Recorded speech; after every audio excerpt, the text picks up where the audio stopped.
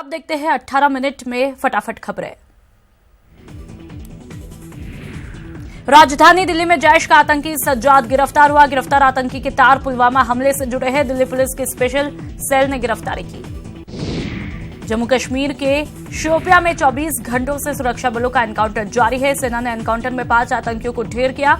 इलाके में search operation जारी है। पुलवामा हमले को लेकर सैम पित्रोदा के विवादित बयान पर पीएम मोदी ने पलटवार करते हुए ट्वीट किया। पीएम मोदी ने लिखा कि सुरक्षा बलों पर सवाल उठाना विपक्ष की आदत है और विपक्ष ने हमारी सेना का अपमान किया। पुलवामा हमले पर इंडियन ओवरसीज कांग्रेस के अध्यक्ष सैम पित्रोदा ने कहा कि कुछ लोगों की गलती की सजा पूरे पाकिस्तान को देना ठीक नहीं। पूर्व क्रिकेटर गौतम गंभीर आज बीजेपी ज्वाइन कर सकते हैं। गौतम गंभीर बीजेपी पार्टी की तरफ से दिल्ली लोकसभा सीट से चुनावी मैदान में उतर सकते हैं। लोकसभा चुनाव के लिए बीजेपी आज उम्मीदवारों की दूसरी सूची जारी कर सकती है। बीजेपी केंद्रीय चुनाव समिति की आज शाम को फिर बैठक होगी। गुरुवार को होली के दिन बीजेपी ने लोकसभा चुनाव के लिए 184 उम्मीदवारों की पहली सूची जारी की। प्रधानमंत्री नरेंद्र मोदी वाराणसी से और बीजेपी अध्यक्ष अमित शाह गांधीनगर से चुनाव लड़ेंगे। भारतीय जनता पार्टी ने गुरुवार शाम को लोकसभा चुनाव के लिए अपने 184 उम्मीदवारों की पहली सूची जारी की। लिस्ट में शामिल प्रमुख उम्मीदवारों में प्रधानमंत्री नरेंद्र मोदी वाराणसी से और पार्टी अध्यक्ष अमित शाह बीजेपी के वरिष्ठ नेता लाल कृष्ण आडवाणी की जगह गांधीनगर से चुनाव लड़ेंगे। दिल्ली में आयोजित प्रेस कॉन्फ्रेंस में बीजेपी के वरिष्ठ नेता जेपी नड्डा ने लोकसभा चुनाव के लिए उम्मीदवारों की ये सूची जारी की। उन्होंने बताया कि 19 और 20 मार्च को बीजेपी की केंद्रीय चुनाव समिति की बैठक हुई। इसमें एक एक करके राज्यों पर चर्चा हुई, जिसमें बीजेपी अध्यक्ष शाह, प्रधानमंत्री मोदी ने भाग लिया। गृह मंत्री राजनाथ सिंह अपनी पुरानी सीट लखनऊ से लड़ेंगे, जबकि नितिन गडकरी नागपुर से प्रत्याशी होंगे। स्मृति ईरानी अमेठी से चुनाव लड़ेंगी। ईरानी के सामने कांग्रेस अध्यक्ष राहुल गांधी मुकाबले में होंगे। बीजेपी ने उत्तर प्रदेश, उत्तराखंड, तमिलनाडु, गुजरात, छत्तीसगढ़, पश्चिम बंगाल, राजस्थान, अरुणाचल प्रदेश और त्रिपुरा समेत कई राज्यों के उम्मीदवारों की घोषणा की। बीजेपी ने अपने उम्मीदवारों की जो पहली सूची जारी की, उस लिस्ट में बिहार से एक भी कैंडिडेट का नाम नहीं है। बिहार के कैंडिडेट के नामों की घोषणा एनडीए के साथ की जाएगी।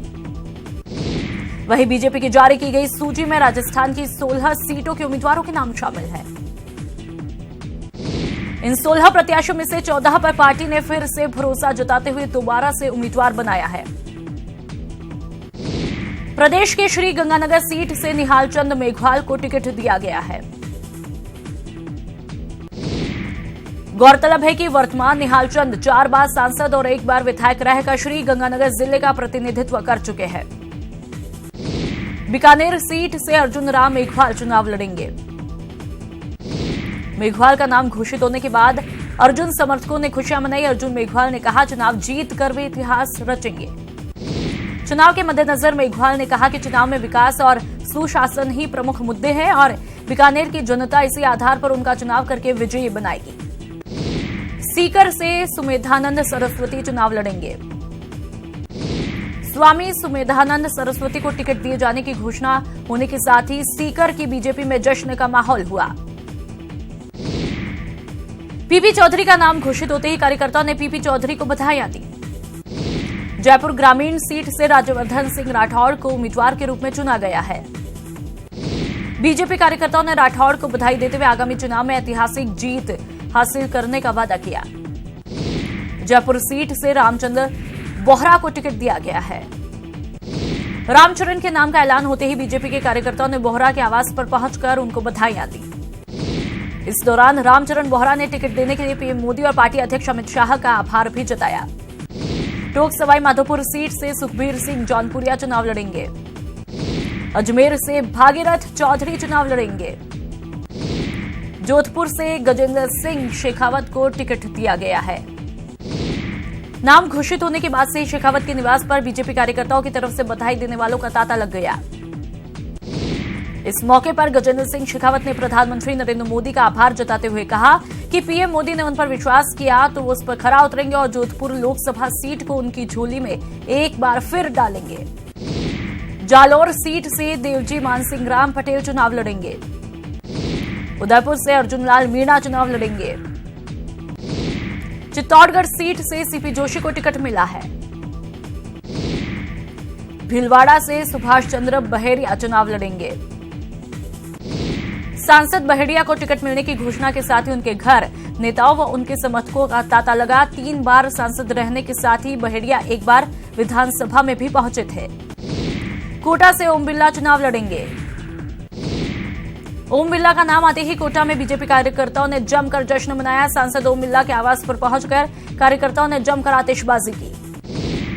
वहीं सांसद ओम बिरला ने कोटा बूंदी लोकसभा सीट से एक बार फिर प्रत्याशी बनाए जाने पर पीएम मोदी और बीजेपी संगठन का आभार जताया। झालावाड़ 12 सीट से दुष्यंत सिंह चुनाव लड़ेंगे।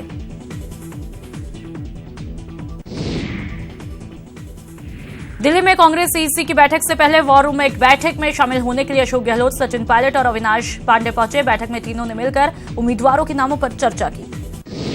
दिल्ली में आज कांग्रेस केंद्रीय चुनाव समिति की बैठक है। राजस्थान के मुख्यमंत्री अशोक गहलोत और डिप्टी सीएम सचिन पायलट बैठक में भाग लेंगे। कांग्रेस अध्यक्ष राहुल गांधी अब से कुछ देर बाद सुबह 10:15 बजे एक प्रेस कॉन्फ्रेंस करने वाले हैं। उम्मीद जताई जा रही है कि इस प्रेस कॉन्फ्रेंस में बीजेपी की पहली सूची को लेकर कोई बड़ा बयान दे सकते हैं। भारतीय जनता पार्टी के वरिष्ठ नेता लालकृष्ण आडवाणी को गांधीनगर लोकसभा सीट से इस बार टिकट नहीं दिए जाने को लेकर कांग्रेस ने तंज कसा और कहा कि जब प्रधानमंत्री नरेंद्र मोदी बुजुर्गों का आदर नहीं करते तो जनता के विश्वास का सम्मान क्या करेंगे। कांग्रेस प्रवक्ता रणदीप सुरजेवाला ने ट्वीट कर कहा कि पहले लालकृष्ण आडवाणी को जबरन मार्गदर्शक मंडल में भेजा और अब उनकी संसदीय सीट भी छीन ली। कांग्रेस ने आंध्र प्रदेश के विधानसभा चुनाव और लोकसभा चुनाव के लिए अपने उम्मीदवारों की एक और सूची जारी की। इसमें कुल 48 नाम शामिल, जिसमें से 3 नाम जो है लोकसभा के लिए और 45 नाम विधानसभा के लिए जारी किए हैं।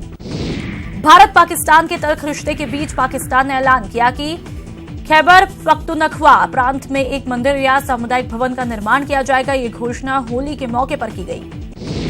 बॉलीवुड के दबंग खान यानी कि सलमान खान ने होली पर ऐलान किया कि वो लोकसभा चुनाव लड़ने नहीं जा रहे, साथ ही वो किसी भी पार्टी के लिए प्रचार भी नहीं करेंगे। भरतपुर के भुसावर कस्बे में एक युवक ने शर्मसार करने वाली घटना को अंजाम दिया। युवक ने एक 1.5 साल की मासूम बच्ची को अपना शिकार बनाया है। जोधपुर के भोपालगढ़ की आदर्श कॉलोनी में शव मिलने से सनसनी फैली। पुलिस ने शव मोर्चरी में रखवाकर जांच शुरू कर दी है। डूंगरपुर के भिलुड़ा गांव पत्थरमार राज होली खेली गई, जिसमें करीब 52 लोग घायल हुए। 6 गंभीर घायलों को सागवाड़ा अस्पताल में रेफर किया। उदयपुर शहर के इंदिरा नगर बीड़ा इलाके में पुराने रंजिश के चलते बाप बेटे ने अपने 2 अन्य साथियों के साथ मिलकर वाल्मीकि समाज के एक परिवार पर चाकू से हमला किया। हमले में घर के मुखिया पवन परदेसी की इलाज के दौरान मौत हो गई। अलवर के बहरोड थाना पुलिस ने किन्नर बनकर 1 लाख रुपए की अवैध चौथ वसूली करने वाले 2 बदमाशों को गिरफ्तार किया। पुलिस आरोपियों से पूछताछ करने में जुटी है। करौली के खानपुर गांव में पुराने विवाद को लेकर 2 पक्षों में झगड़ा हुआ। झगड़े में जमकर लाठी डंडे और पथराव हुए। इस दौरान एक ही पक्ष के करीब 16 लोग घायल हुए। जिनका इलाज जारी है। करौली के सपोटरा के बेरुंडा गांव में पुराने रंजिश को लेकर 2 पक्षों में झगड़ा हुआ, जिसमें 9 लोग घायल हुए। घायलों को करौली अस्पताल में भर्ती करवाया, जहां पर उपचार जारी है। अलवर की बहरोड थाना पुलिस ने लोकसभा चुनाव में गड़बड़ी फैलाने की आशंका के चलते कुख्यात बदमाशों की धरपकड़ शुरू की। मामले में पुलिस ने 10 आदतन अपराधियों को गिरफ्तार किया। पूछताछ करने में पुलिस जुट गई है। प्रतापगढ़ की सूरजपोल पुलिस चौकी के सामने जुआरियों ने पुलिस कार्रवाई का विरोध करते हुए साथियों के साथ मिलकर हंगामा किया। मामले में सूरजपोल पुलिस ने मामला दर्ज करके सभी को हिरासत में लिया। प्रतापगढ़ कोतवाली थाना पुलिस ने 3 दिन पहले हुई रामलाल मीणा की हत्या की गुत्थी सुलझाते हुए मृतक के बड़े भाई को गिरफ्तार किया है। मामले में आरोपी गौतम मीणा ने हत्या करना स्वीकार किया।